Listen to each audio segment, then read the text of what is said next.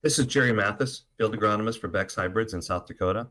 Just wanted to give you a quick update here in the middle of May. The planting season here started in early April, which is kind of rare to be started as early as we have, especially since we had a few guys that actually got done planting April 23rd with both corn and beans.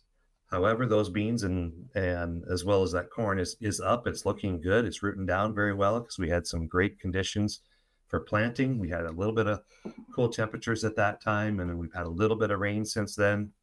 And the last few days here, we've had some more rain, which has been awesome because we were getting really dry. 90-degree heat and 40-mile-an-hour winds will definitely take its toll on the crop from that perspective. So what's next? So when we start looking at this, the first thing I'm going to tell you is make sure your stand is there. I've been looking at a lot of places and the stand has been good to very good. It's nice to see the great singulation that some of you guys have with your planters and how they're set up.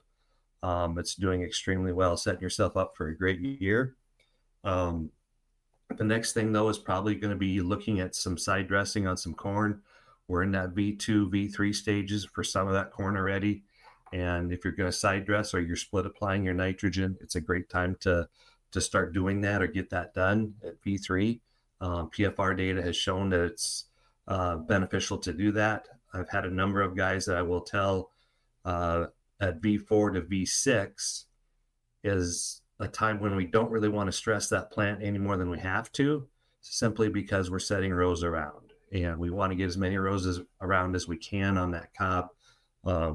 Length comes a little bit later at that V10, V12 stage, but right now is when we're going to be setting rows around here real soon, and we want to make sure that plant has all the nutrition it possibly can have, weather barring as well as moisture. So the other one, soybeans.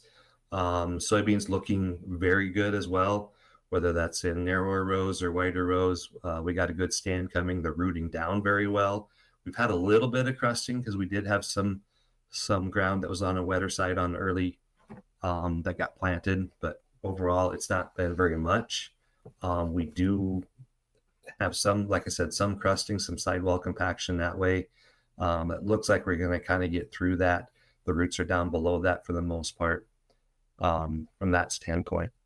Soybeans are another one. They catch up to us faster than we think. Make sure we get our pre's down. It looks like the pre's are working for the most part. We've had this recent rain here, so anything that was not activated, hopefully that is now activated, because the weeds are going to be coming fast with the temperatures that we've had, as well as some moisture now. We're cooling off right now.